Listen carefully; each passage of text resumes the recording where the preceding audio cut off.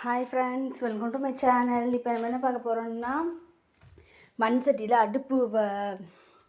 விறகு அடுப்பில் எப்படி கருவாட்டு குழம்பு எப்படி வைக்கிறதுன்னு பார்க்க போகிறோம்.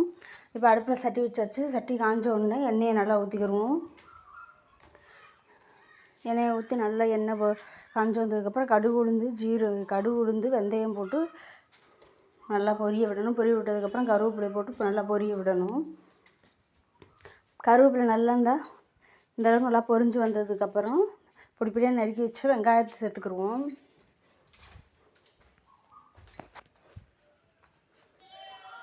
வெங்காயத்தை சேர்த்துட்டு நல்லா கிளறி விட்டுக்கிடணும். வெங்காயம் நல்லா பொன்னிறமாக வெந்து வரணும். இந்த அளவுக்கு வெங்காயம் வெந்து வந்ததுக்கப்புறம் பொடிப்பொடியாக நறுக்கி வச்சு தக்காளி சேர்த்துக்கிடுவோம். தக்காளி சேர்த்துட்டு நல்லா ஒரு கிளறி விட்டுக்கிடுவோம். இப்போ ஒரு 2 பச்சை மிளகா கீறிட்டு சேர்த்துருக்கேன். பச்சை மிளகா சேர்த்ததுக்கப்புறம் அடுத்து நான் நறுக்கி வச்சுக்க உருளைக்கிழங்கு கத்திரிக்காயும் சேர்த்துக்கிறேன்.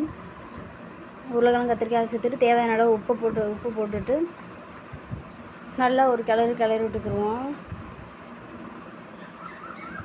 காய்கறி ஒரு அரை வேக்காடாக நல்லா வெந்து வரணும். வெந்து வந்ததுக்கப்புறம் இப்போ தேவையான மசாலா பொடி சேர்த்துக்கிடுவோம். மிளகா பொடி ஒரு ஸ்பூன் போட்டிருக்கேன். மிளகா பொடி 1 ஸ்பூன், மல்லித்தூள் 2 ஸ்பூன் போட்டிருக்கேன். 2 ஸ்பூன் போட்டு நல்லா ஒரு கிளறி விட்டுக்கிடுவோம். அந்த மசாலா பொடி காய்கறியோடு சேர்ந்து நல்லா ஒரு தொக்கு பழத்துக்கு வரணும். அந்தளவுக்கு நல்லா கிளறி விட்டுக்கணும். இந்த அளவுக்கு நல்லா கிளறி விட்டுக்கு வந்ததுக்கப்புறம் இப்போ நம்ம கரைச்சி வச்சுருக்க புளித்தண்ணியை சேர்த்துக்கணும். நம்மளுக்கு எந்த அளவுக்கு வேணுமோ, கொஞ்சம் குழம்பா கொஞ்சம் கெட்டியாக வேணும்னா அந்த அளவுக்கு தண்ணி சேர்த்துக்குங்க. அப்படி இல்லை நல்லா தண்ணியாக வச்சு சாப்பிடுங்க. கருவாட்டு குழம்பு மேக்ஸிமம் எந்த குழம்பும் கெட்டியாக வச்சு சாப்பிட்டா தான் நல்லாயிருக்கும். உங்கள் விருப்பம். இப்போ ஊற வச்சு வேக வச்ச மொச்சப்பயிரை சேர்த்துக்கிடுவோம்.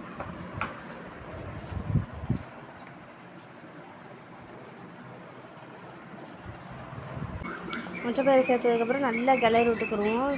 இப்போ மூடி நல்லா கொதிக்கிற அளவுக்கு வச்சுக்கிடுவோம்.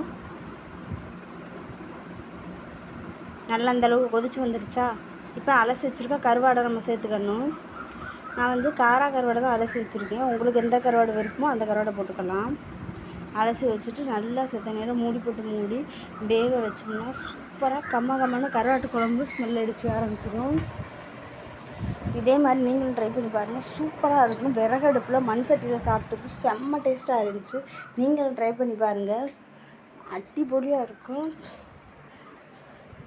கொஞ்சம் எந்தளவுக்கு நல்லா எண்ணெய் பிரிஞ்சு வந்துருச்சா, இந்தளவுக்கு நல்லா எண்ணெய் பிரிஞ்சு வந்ததுக்கப்புறம் அரைச்சி வச்சுருக்க தேங்காய் சேர்த்துக்கிடுவோம். ஆப்ஷன் தான். உங்களுக்கு தேங்காய் வேணும்னா சேர்த்துக்குங்க, இல்லைன்னா விட்டுக்குங்க.